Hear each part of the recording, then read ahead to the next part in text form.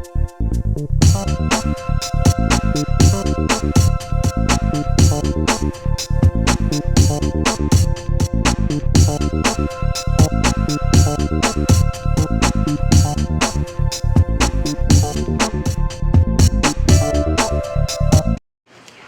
everyone, and good morning. Today we present MediHealth. It's all about your body, your health, MediHealth. So, what's your guys' daily routine? I know for me at least, when I wake up, the first thing I do is hit that snooze button a couple of times. Then I'll run downstairs, grab a banana and a muffin, and I'll head out the door. I don't even think twice about what I'm eating. So, then I'll go to school, I'll gobble down another lunch, come back home, laze around on the couch a little bit with some chips.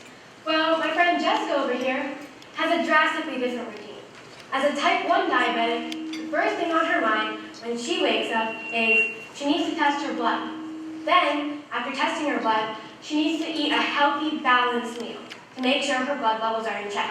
So she has a balanced meal, then she has to check her blood again. Now for us, usually exercise is strongly recommended, but we don't have to exercise every day. Sometimes we can take a day off. Jessica, she needs to exercise every day to make sure she's fit. So then she has to have another balanced meal, check her blood again, and so goes on. That's her routine. So how many of you guys here know a Jessica, someone who's diabetic, or are a Jessica themselves? What's your story? Well, my story is a little bit more personal.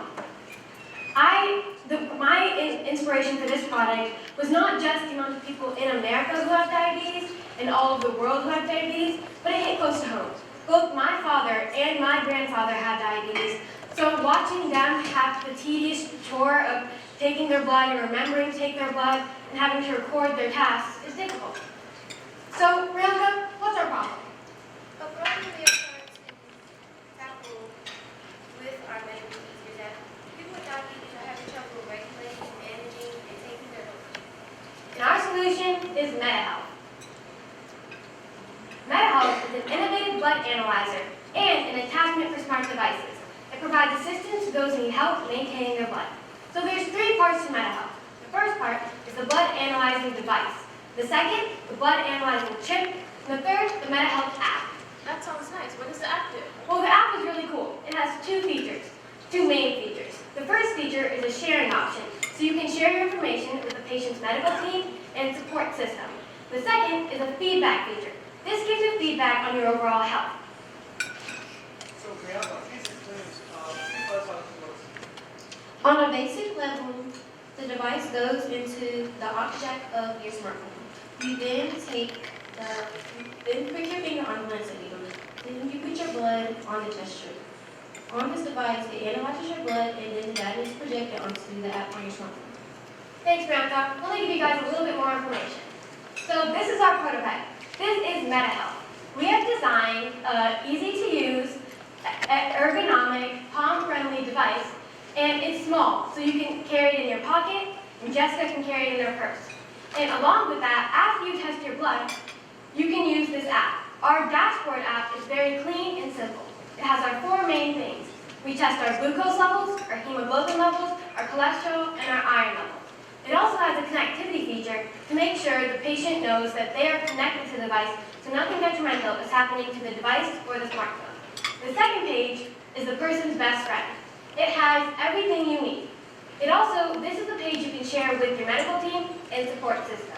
On this page, it has a daily reading of your glucose levels, and it also has your reading compared to last week, so the user knows how they're doing. The bottom is a graph that it helps doctors very much. It tells them over the course of a week which readings were in the normal level and where they spiked. Now, this app is not just an analyzer and tester. It's a reminder. It's an alerter, and it's also, we'll go with reminder and alerter. It's also a motivator. Sorry. The first thing it does is it motivates the patient to remember to take their blood, and it motivates them to keep up blood health. The second thing it does is it reminds the patient when they need to test their blood. It reminds them so they don't have to keep that on their mind 24/7 like Jessica does.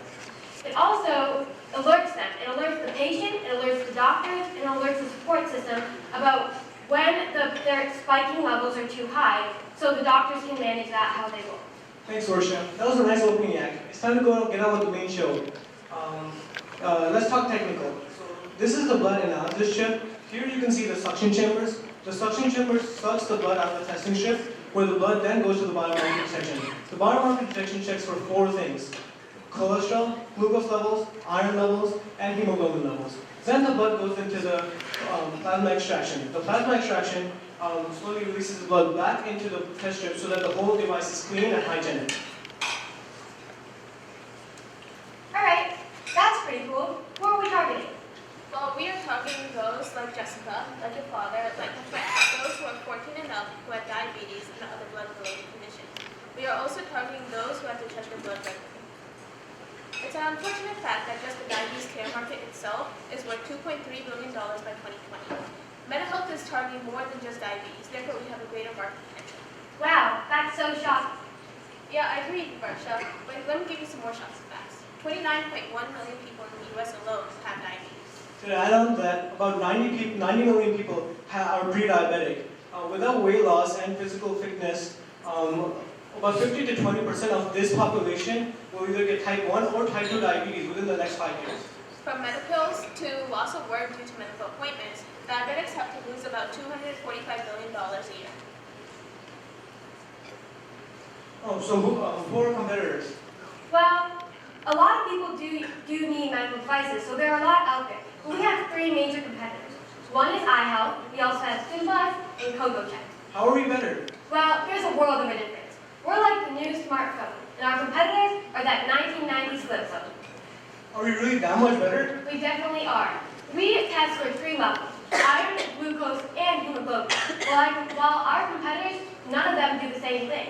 We are also affordable, and we're available in generic stores as well as our online website. I wonder what Jessica thinks. I'm sure she would like it. I'm sure she would, along with other people that we've interviewed. A 15-year-old type 1 diabetic said that she thought the product would be really useful. Along with homework and school and juggling all of those things, the average 15-year-old has a tendency to forget things. And in this case, she tends to forget to test her blood. MediHealth helps her remember to take it. We also interviewed a 47-year-old type 1 diabetic who said that she thought the product would be really great and she liked that it was very mobile. She's a mom on the go and this would be very useful in her daily routine. We also interviewed a licensed, registered pharmacist, and this is what Mr. AJ Menta had to say.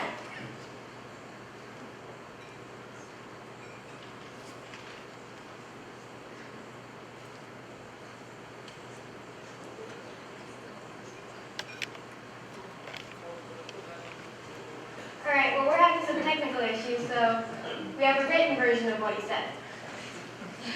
In short, he said that for type 1 diabetics, it will make it easier for them to make nutrition-based decisions. For type 2, it would be great if they have their information on their phone. In an emergency, it would also be very good because a clinician could easily make a decision based on the test readings.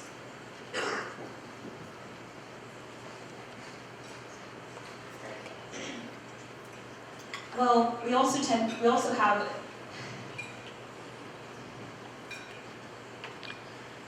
So we're trying to work with businesses on a personalized basis to ensure that our product can be sold in both their website and their store. We want customer approval, so we're using positive word of mouth. So we are going to attend conventions and trade shows to make sure that our product is the best on the market. So Shubham, we've said all this. Is our product affordable? Is it going to cost me an arm and a leg just to test my blood? It's certainly going to cost you less than the cheesecake that's going to increase your blood sugar level. This is a one-time investment that's going to cost $60. It's $60, so it's generally affordable to the general public. Wow, $60, that's pretty good. Is it even viable? Yeah, with the production cost of $20, that includes shipping and manufacturing, I would say it's viable. With the exclusive packets that hold 30 needles and 30 testing strips that sell for $6, with the production cost of $4, yeah. How will we promote this? I'm glad you asked. We're professionally on LinkedIn, we'll use Google AdSense, and we're also on Facebook, Twitter, Instagram. Check us out. Well, my friend wants to get one. Where will she get one? We're distributing to general stores like Walmart and Target. We'll also be at drugstores like CVS and Walgreens. We also have our exclusive website that you guys can check out. You guys can buy one as well. Alright, cool. So with every great product like ours, there are some legal issues. Shubham, how are we handling that? We're going to be applying for FDA approval. It takes 5 steps to get FDA approved. The first thing is to get Mr. Classified device. We classified our device under the Class 3 classification. The second thing is to choose our pre-market submission. So we chose to do the 501k because what this does is lets the FDA committee look at other devices that have the same features as us, and it lets them ensure that we're safe and they can use details of those devices. And it also makes us go faster because they have previous references. In order for this to happen, we need lawyers and testing, which costs lots of money and time. Yeah, the whole process is supposed to take 3 to 7 months, but we're allowing for 2 more months of delay, so it'll be a total of 9 months. Once we get the green light, we will register in the FDA office and start mass manufacturing. All right, so what are our financials? Well, here we can look at the pre-market, was units sold. In pre-market, this is when we focused on the legal issues, testing, and we required lots of money. But in year 1 and year 2, this is a startup year, so that's why you see that we didn't sell so much. But in year 3, you start to see the trend with the monthly package sold. This is due to lots of devices being sold, and because it's monthly, they have to buy it a lot, and it reaches pretty high levels. You can't see because of the scale. So because of that, the monthly package sold increases exponentially. Great, now we're getting into the moolah. Yeah. So the cash flow. In the pre-market, we had to spend about $10 million with legal issues, lawyers, testing, marketing. It takes a lot of money. But in year 1, we started going to market. So we still had a net profit of negative $450,000. But that was expected in the first year. In our second year set the trend because it started us with we got profit from this year to the next. Throughout this, you can see that our total revenue was really high, but the cash position at the end was $170 million. Well, we hope you guys are as convinced as we are that MediHealth is a great product. That's why, since we believe in a philosophy that less is more, we are asking for $11 million. I know this may sound aggressive, but we need this in order to start pre-market sales. We will use the remaining $1 million to start the initial manufacturing stage. Well, I know this might sound depressing, but a lot of people in the U.S. need some product like this. Therefore, I'm proud to present a team that is dedicated to bringing MediHealth to them. Our team is with MediHealth users all the way. Are you guys with us? Yes.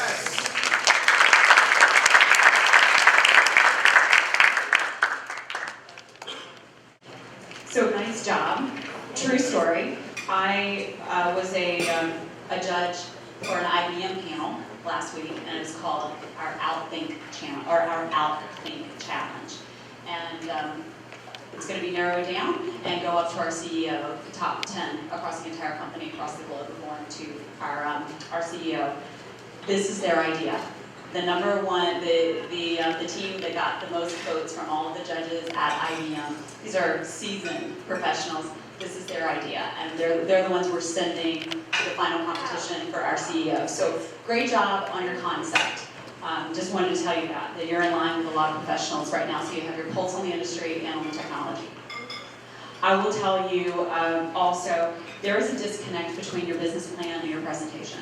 Your presentation was outstanding today. The passion, the detail, clearly your thoughts have evolved since you finalized this presentation. And as you pursue business, before people meet you, they're going to see your business plan. And in your business plan itself, these are some easy wins. You asked for $1 million on one page, and you asked for $11 million in investment on another page. So there are a couple things that you can just, double check yourself. And there was lack of clarity around the tool. Was it a device? Was it an application? Was it a web service? Were you manufacturing it? Are you partnering? If you go back and you read the business plan that you turned in, all of those thoughts are out there. And so there was a lack of clarity around that. I told you there was a lack of clarity around the investment.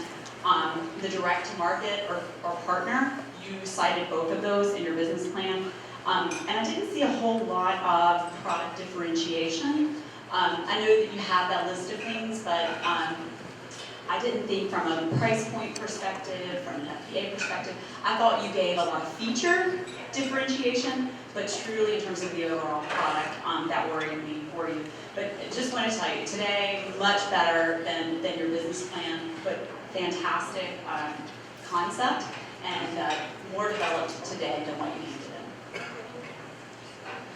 handed in. So great job. You know, I've met a lot of companies that do medical devices, so I think the analysis you did on the regulatory side and understanding what that pathway might look like and the effort to get there was fantastic. So you're already so far ahead of a lot of companies that come into my shop that don't know that they have a regulatory pathway they have to follow. So kudos on that. Given all the competition in the space, though, when you looked at all those various players, one of the things you didn't really address in your business plan, you need to think about intellectual property and what already exists. Okay? And I think this goes to what was just pointed out. You have to think about where's your differentiation going to be. I mean, do you have to create a device to do the analysis, or are there already good partners out there with devices that will work, and where you want to differentiate yourself is on the application side or the data side? There's a lot of different ways to innovate and participate in this market, and as you mentioned, it's a huge problem space. So I think you're going in the right direction in terms of a very large problem, but you need to think about how are you going to make a difference in that space, and don't try to do all of it. I mean, it's very hard. I think the biggest thing I see with startups is they want to tackle everything. And you have limited dollars and limited time, and so you need to focus on where can you make the biggest impact in all the various places of that space that you're looking at. So great job, great enthusiasm, good luck with your project. Thanks, I think it was a good presentation. I just had a couple comments. The first one, even from your report you sent in and then also today, I thought the interface you came up with is really clean and easy to read. That's really important. And I also think the idea you had of being able to have the information available if you're in an emergency or an accident, I think something you'll need to think about is how to make it accessible. One of the things you had suggested was you wouldn't allow people to email it, I guess to protect the information. But I think then you're taking away a really important part of the app, that if there is an easy way for them to do it, or an emergency feature, such that if it is a diabetic and maybe they're unconscious, is there a way for the phone to already show, and then very quickly the doctor can diagnose and then move much quicker? So I think that's a really good idea, and I really like the interface that you guys put together. Good job, group. I agree with everything the judges have said so far. Two items that I would have questions about, or just maybe make a recommendation on. One, because there is what appears to be a lot of competitors that may not be exactly the same as what you're presenting, I might get even a little more detail. I think we did a really nice job of identifying who the competition was. I might go even a step further and drill down a little on the cost comparisons and the benefits of the additional features that you represent, you're going to put in front. The other piece was $11 million investment in the pre-market. $10 million of it is spent, and it's not, I don't know what it's being spent on. So it's going to be, I think I addressed this up there, it's going to be addressed. I looked up how much it takes to do FDA, and there were like lots of varying results. Right. So we went like, this is a pretty small device, and there's lots of existing things that do exactly what we do, but not all together. So I thought that the $10 million would go into lawyers, testing, getting our FDA approved. No, I think, exactly. So my point is, if I'm sitting here as a VC or as an angel investor, you're asking me for $11 million, and $10 million of it is being spent, you've given me this business plan in advance. It goes back to what Allison said. It may be worth your time to do a little more detail, right, in writing. This is where it's going to be. I think you've done a great job of researching FDA approval and the process and what it entails. It needs to be connected to the money. And I think that will really round out the formal business plan of the budget. Other than that, really nice job. Thank you. Yeah, I agree. Kudos to you all on the presentation side. Great idea, great plan. Pretty big market. I also agree there as well. A couple of quick questions. Will this use an already existing test strip that's in the marketplace? So no, I mentioned that in the PowerPoint, it's an exclusive thing, so that's why we make about half a revenue on this exclusive monthly packet. When you get that packet, you get a month's supply with the device when you buy it, but externally you're going to have to buy that every month. So it only works with our testing. Okay, so one of the questions that I think Amy brought up as well, about the IP and your secret sauce. Is the IP for those test strips on a proprietary basis? Are you asking, like, is it intellectual property? Yeah.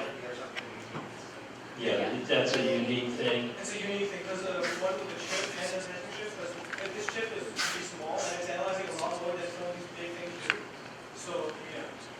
Yeah, I mean, your device looks like one of these little credit card swipers that people have that they use on their iPhone. About the same size. Yeah, I think.